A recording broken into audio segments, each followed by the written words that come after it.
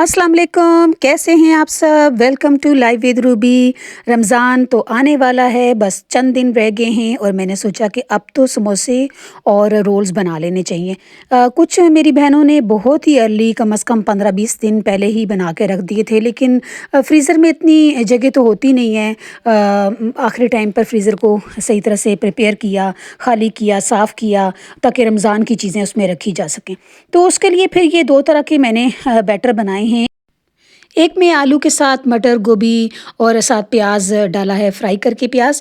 और उसके बाद दूसरा जो बनाया है उसमें चिकन है, श्रेडेड चिकन है, साथ गाजर है और अंडे बॉइल्ड और चीज़। ये इसके साथ बैटर बनाया है। क्वांटिटी जो मसालों की है अपने लिहाज से बना सकते हैं। फिर ये सारी असेंबलिंग करके रख दी। मेरे हस्बैंड इस दफ़ा जो पट्टियाँ लेकर आए थे रोल्स वाली और समोसों वाली, उसमें रोल्स की पट्टियाँ बड़ी डिफरेंट थी। ये थोड़ी ट्रायंगुलर शेप की थी और इससे काफ़ी अच्छे प्यारे लंबे रोल्स बनते हैं जिस तरह के बाज़ार में हमें मिलते हैं।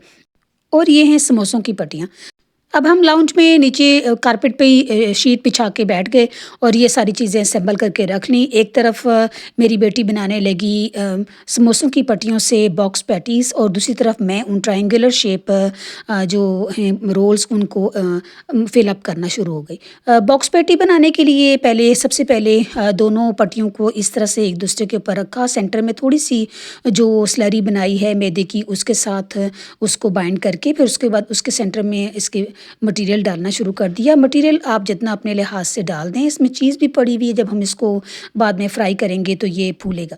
इस तरह से सेंटर में इसके मटेरियल रख दिया। अब इसकी 4 परतें हैं। आपने पहले अपोज़िट परतों को नहीं करना। पहले आपने ये एक साइड की परत ली, फिर उसके साथ वाली जो है दूसरी साइड उसको उसके ऊपर फ़ोल्ड किया। फिर वो उसकी जो सामने थी पहली वाली के सामने वाली उसको उसके ऊपर फ़ोल्ड किया और साथ-साथ हर फ़ोल्ड के ऊपर ये स्लरी लगा के इसको बाइंड करना शुरू कर दिया और ज़रा थोड़ा-सा दबा के इसको खींच के इसको आगे की तरफ बेंड किया, ताकि ये इसके बीच में कुछ सुराख ना रह जाए, ताकि उसमें ऑयल बाद में फ्राई करते हुए अंदर ना घुसे। इस तरह से ये चारों तरफ से इसको हमने बाइंड कर दिया तो ये हमारी बन गई साथ ही बॉक्स पैटी। वैसे बेसिकली तो इन पट्टियों के साथ समोसे बनाए जाते हैं। पिछली मरतबा भी बहुत ज़्यादा समोसे हमने बनाए थे, मैंने आपके साथ शेयर किए थे। अभी हम ये बना रहे हैं, फिर कल मैं दोबारा बनाऊंगी मज़ीद समोसे और मज़ीद रोल्स। ये तो लंबी पट्टियाँ हैं, इसके अलावा जो छोटी पट्टियाँ होती हैं जो रोल्स की, वो भी मंगवाई हुई हैं। उससे फिर कल नया बैटर रेडी करेंगे। तो ये देखिए, फिर अब आ जाती है रोल की बारी। अब रोल के लिए ये जो ट्रायंगुलर पट्टियाँ हैं इनको वन बाय वन खोल कर मैंने रख दिया और उसके बाद इनको फिर अब मैं इनकी फिलिंग करूँगी। अब इस रोल की फिलिंग करने के लिए सबसे पहले इसकी पट्टी को इस तरह से रखा कि जिसकी लंबूतरी को जो नोक है वो हमसे परे साइड पर होगी। फिर इसके बीच में इस बैटर को इस तरह से फैला के एक साइड पे इसके रखा। फिर इसके साइड पर ये स्लरी लगा के एक किनारे पे स्लरी लगाने, सारे पट्टी के ऊपर स्लरी लगाने की ज़रूरत नहीं है।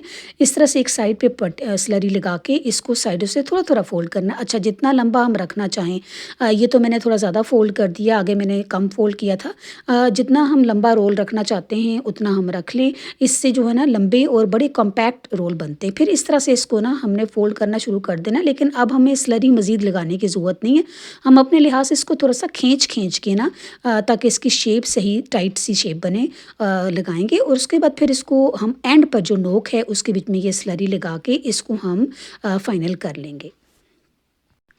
जो रोल्स की छोटी वाली पट्टियाँ होती हैं ना, जो नॉर्मली हम अक्सर स्टोर्स में भी मिलती हैं, उससे जो रोल बनता है ना वो छोटे साइज़ का बनता है और वो थोड़ा-सा ढीला-सा भी होता है। ये रोल चूँकि इतनी लंबी इसकी लंबूतरी शेप है, आगे की जो नोक है वो, तो जब इसको हम लपेटेंगे इसकी गिर्द तो ये ठीक-ठाक हार्ड सा रोल बनता है और जो ये फ्राई करते हुए भी तंग नहीं करेगा। हाँ, ये है कि थोड़ा-सा बड़ा फ्राइंग पैन लेना पड़ेगा क्योंकि इसकी शेप काफ़ी लंबी है। तो ये लंबे-लंबे से रोल्स बन जाएँगे और साथ ही फिर हमारी ये बॉक्स पैटीज़ भी, मेरी बेटी साथ-साथ वो बॉक्स पैटीज़ बना रही है, साथ-साथ मैं रोल्स बना रही हूँ और इस तरह से हमारी चीज़ें रेडी होती जा रही हैं। बॉक्स पैटीज़ को तो हम डायरेक्टली भी ऑयल के अंदर तल सकते हैं, जिस तरह समोसे रोल तलेंगे, लेकिन दूसरा तरीका ये भी है कि पहले हम अंडा फेंट लें और साथ हम ब्रेड क्रम्स रख लें। पहले अंडे में इसको डिप करें, फिर उसके बाद इसको हम करें ब्रेड क्रम्स में डिप और इस तरह से दोनों तरफ से इसको लगा के अच्छी तरह से साइडों पे भी, उसके बाद फिर हम इसको डीप फ्राई करें, लेकिन थोड़ी हल्की आँच पर।